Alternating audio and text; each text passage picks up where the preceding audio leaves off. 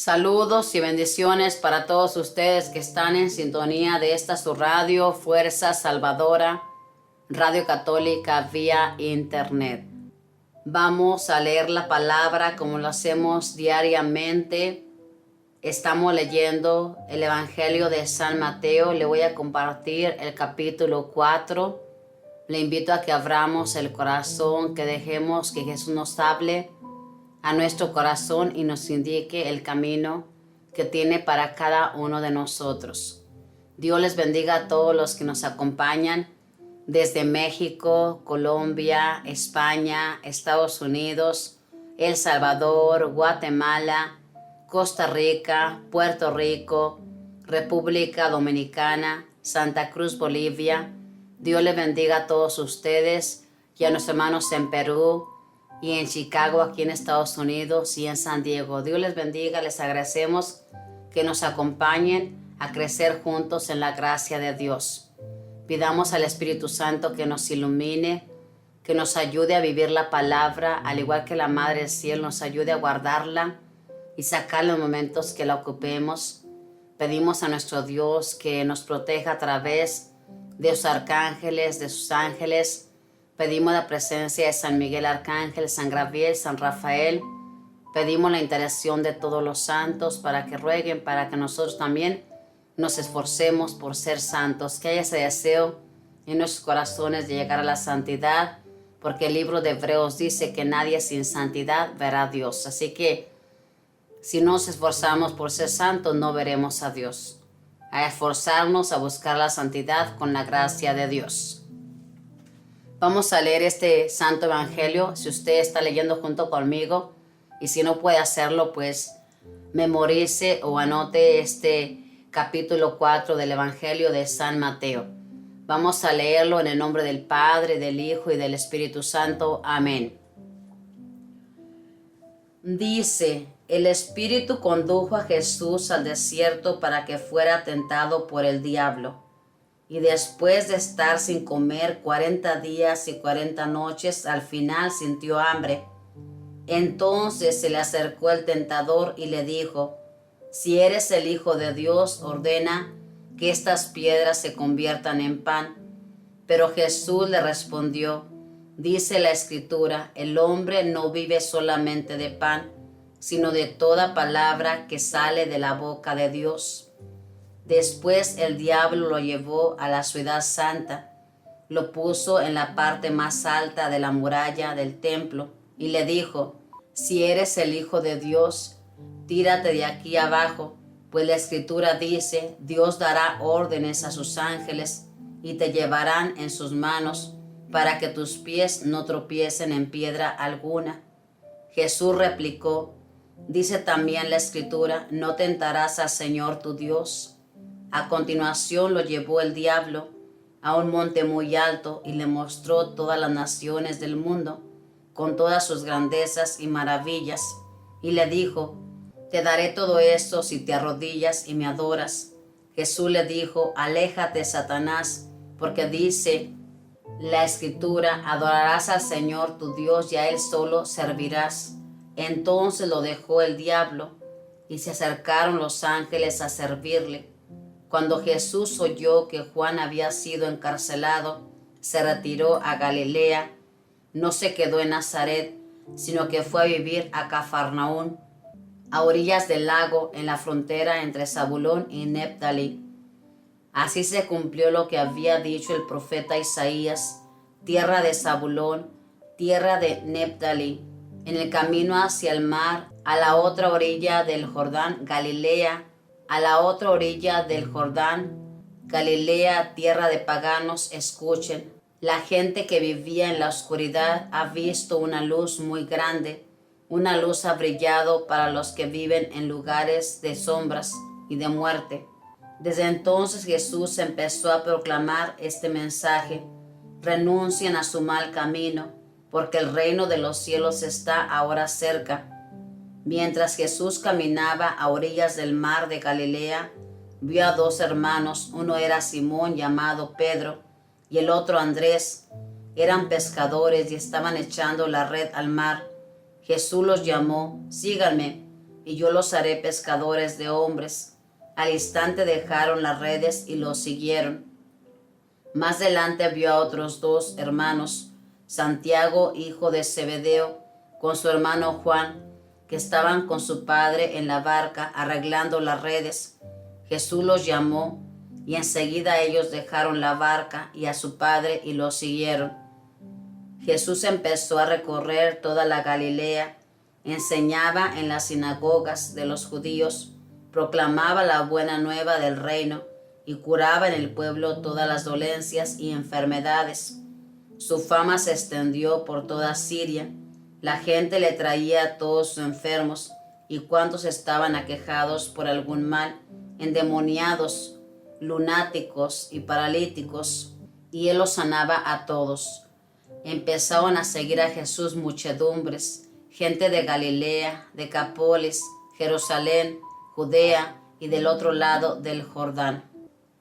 Palabra del Señor, gloria a ti, Señor Jesús. Aquí estamos, hermanos, ante este relato del evangelista San Mateo, donde nos cuenta que Jesús fue tentado por el diablo. Jesús fue tentado por el demonio, pero dice aquí, hermanos, en el primer versículo del capítulo 4, dice que el Espíritu condujo a Jesús al desierto para que fuera tentado por el diablo. El Espíritu lo condujo ahí para que fuera tentado. Nos parece increíble esto, ¿verdad, hermanos? Pero el Espíritu de Dios, hermanos, en ciertos momentos, como lo hizo con Jesús, nos conduce a la prueba. Jesús pasó esta prueba. Fíjese bien, este diálogo que tuvo Jesús con el maligno.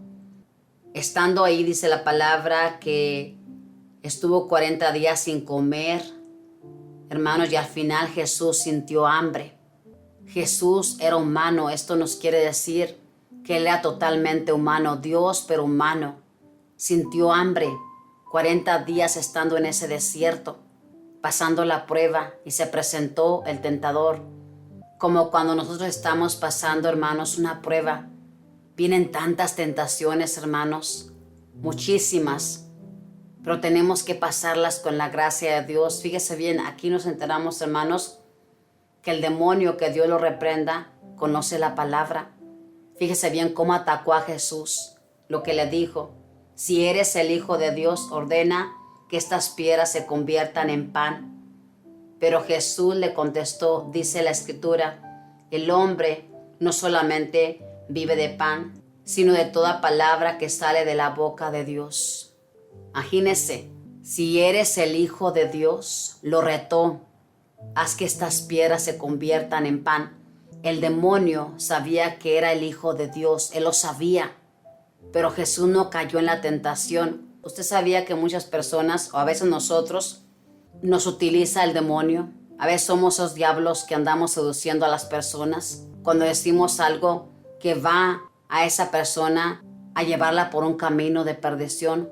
Por ejemplo, ¿cuántas de las veces nosotros que estamos en este camino, ciertas personas nos dicen: si tú le sirves a Dios, ¿por qué no le pides esto? Ahí está la tentación del demonio. ¿Por qué no le exiges si tú eres la hija de Dios? ¿No que Él cuida de ti? Como dice aquí la Escritura, que le dijo el demonio: si te tiras de aquí, Dios mandará a sus ángeles para que te protejan. No, hermanos, no tenemos que tentar al Señor. Aquí aprendemos en ese santo evangelio que nosotros no tenemos que tentar al Señor. Jesús aquí resistió, y no resistió con palabras, hermanos, de este mundo, sino con la palabra de Dios. Lo mismo nosotros, cada vez que nos llegue una tentación, tenemos que resistirle con la palabra de Dios. Por eso es bien importante que usted conozca la palabra. Por ejemplo, cuando le llega una tentación, usted puede repetirse estas palabras de Filipenses capítulo 4, hermanos, versículo 13, que dice: todo lo puedo en Cristo que me fortalece. Repetírselo hasta que esa tentación desaparezca. Todo lo puedo en ti, Señor, todo lo puedo. Y así sucesivamente, hermanos, versículo, repetirse. Cuando está pasando por algo bien difícil, repetirse esta palabra de Romanos 28, Todo pasa por el bien de los que aman a Dios. Y todo eso le va a dar fuerza para resistir ese momento difícil que está pasando. Cuando muere un ser querido, cuando llega una enfermedad a su vida. Repetirse esas palabras que son de Dios. Todo pasa para el bien de los que aman a Dios. O sea, todo está bien porque todo es para nuestro bien. Entonces hay que resistirle al demonio con la palabra de Dios. No caer en esa tentación. No dejar que otra persona nos enrede en sus cuentos. Muchas personas dicen, ¿dónde está tu fe? Nuestra fe está puesta en Dios, pero no podemos tentar al Señor. Por ejemplo, ¿cuántas personas dicen, usted que le sirve a Dios y que cree en la palabra, ¿para qué toma medicamentos? Solo basta que usted crea, que usted sana y ya se acabó todo. No, hermanos, Dios puso la medicina, le dio sabiduría a los médicos, hizo las plantas medicinales.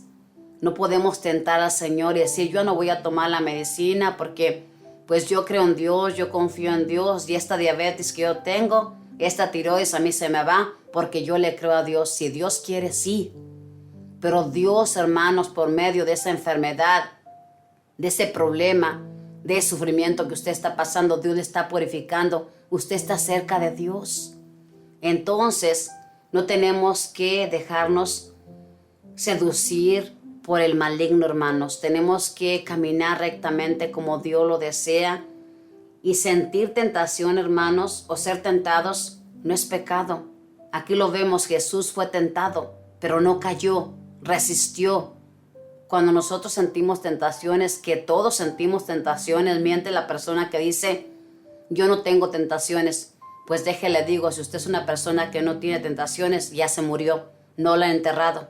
Es la única diferencia, que no le han enterrado, pero ya está muerto.